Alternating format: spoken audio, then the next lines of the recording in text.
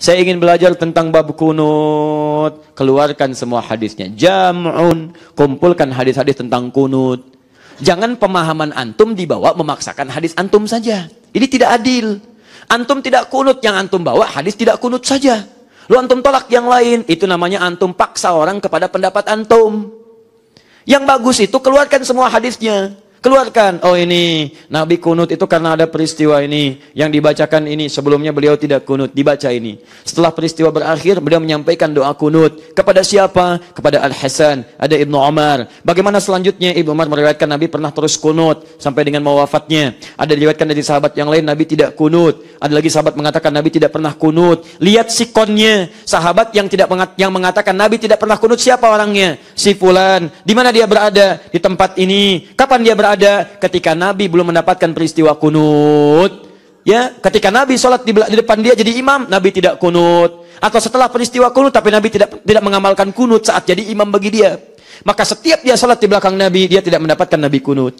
Sahabat yang lain beda, ketika ikut Nabi sholat, Nabi kunut, dia di belakang Nabi.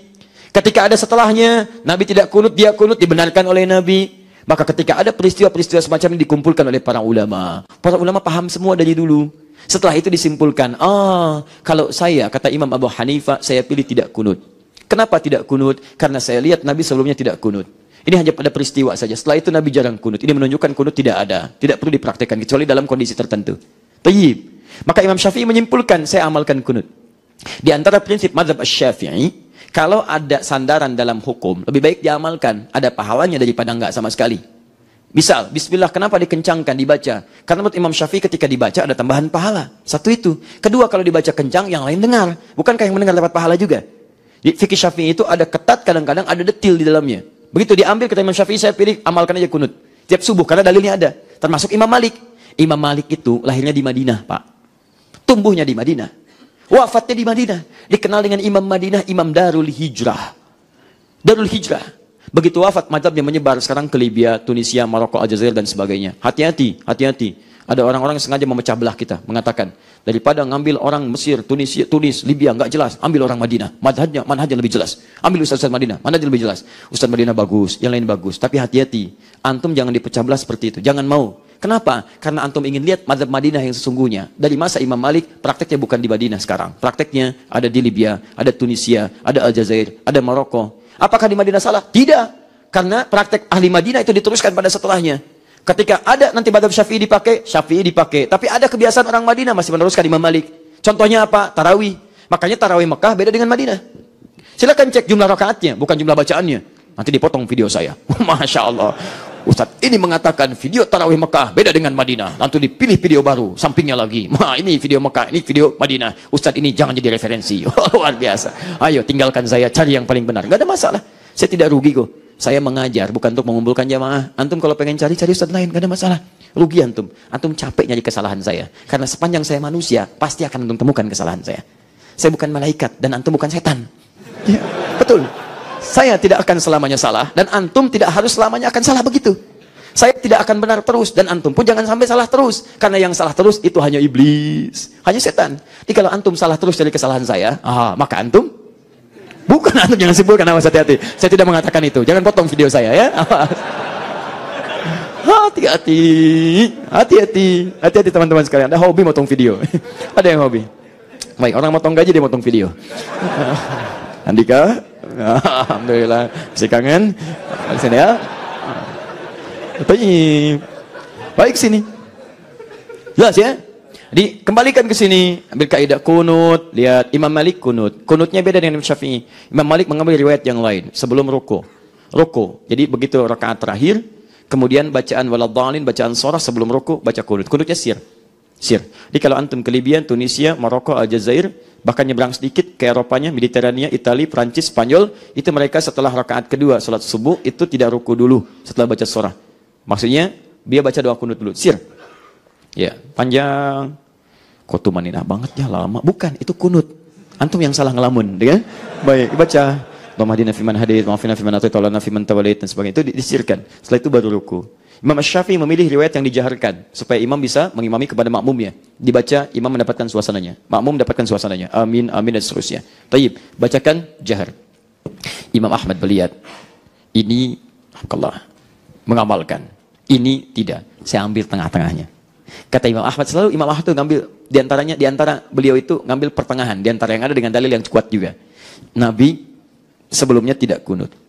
Ada peristiwa Bi'r Ma'unah, kunut, butuh doa. Setelah itu hadis-hadis menunjukkan sebagian tidak kunut lagi. Saya pilih yang ini. Peristiwa yang membutuhkan doa disebut dengan nazilah, maka dikenal dengan kunut nazilah. Imam Ahmad akhirnya memilih kunut nazilah. Ada peristiwa kunut nazilah. Kita praktekkan di Palestina, sedang ada persoalan macam-macam, kita kunut nazilah. Jadi rahimnya ada, kita kunut nazilah dan sebagainya. Itu nazilah. Semuanya disampaikan, kumpulkan semua hadisnya. At-Taufiq, pilih yang bisa diamalkan. Tapi hebatnya, perhatikan. Pilihan para imam ini tidak menjadikan mereka menyalahkan yang lain. Belum pernah saya dengar Imam Abu Hanifah menahdzir Imam Malik. Belum pernah saya dengar Imam Syafi'i menahdzir Imam Ahmad bin Hanbal. Belum pernah saya dengar Imam Ahmad bin Hanbal menahdzir Imam Asy-Syafi'i. Yang ada terjadi, Imam Asy-Syafi'i salat di wilayahnya Imam Abu Hanifah. Imam Abu Hanifah telah wafat. Wafat tahun 150 Hijrah, Imam Syafi'i baru lahir.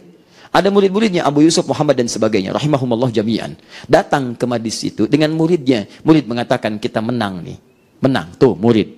Guru nggak apa-apa, murid rame. Wah, tulis ini, potong video dan sebagainya. Andika, baik ya. Nah, jadi datang dia Pak. Murid mengatakan pendapat kita menang nih. Tapi yang hebat, begitu subuh tidak kunut Imam Syafi'i, tidak kunut. Selesai protes. Ya Imam, kenapa nggak kunut? Kata Imam Syafi'i, saya menghormati pendapat Imam Malik, Imam Abu Hanifah yang ada di sini. Saya menghormati pendapat Imam Abu Hanifah. Imam Syafi'i sering berkomunikasi dengan Imam Ahmad. Imam Ahmad muridnya. Bahkan pernah mengunjungi Imam Ahmad. Dalam kesempatan subuh Imam Syafi'i diminta jadi imam. Tapi kemudian mendahulukan Imam Ahmad bin Hanbal. Lihat saling memuliakan guru dengan murid. Ketika didorong, jangan saya, kamu saja.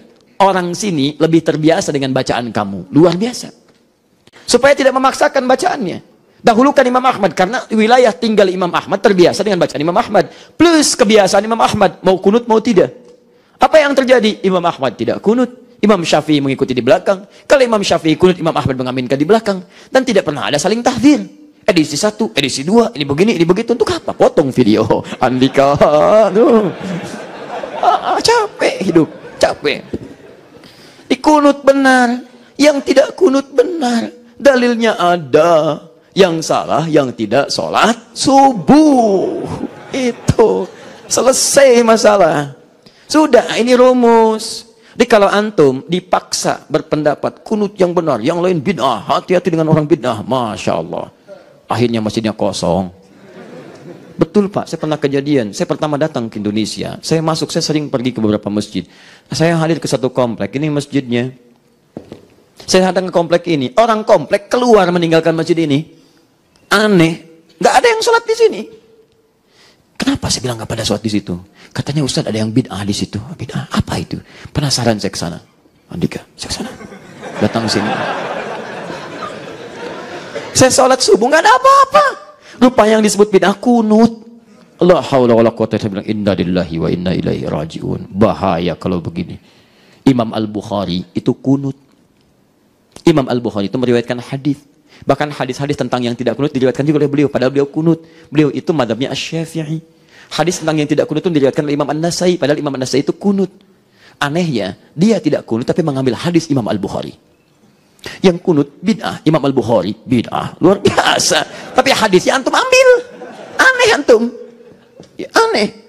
Jadi dalam hal tertentu, antum boleh tidak kunut, jangan mencela yang kunut. Yang kunut pun jangan mencela yang tidak kunut.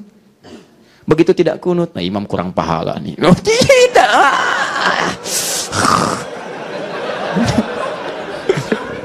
Komando lagi, begitu salam, ayo sujud sahwi, imamnya nggak kunut. Masya Allah, biasa. Nggak usah, kenapa sih? Saya kadang-kadang heran tuh. Saya tinggal di Mekah dulu, itu biasa aja. Orang ke Masjidil Haram nggak ada yang protes.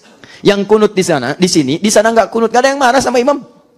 Ya, imamnya nggak kunut, saya sudah nggak kunut, yang lain nggak kunut misalnya, karena imam mazhabnya Hambali. Begitu selesai subuh nggak ada yang teriak, wah imam nggak kunut, tidak ada.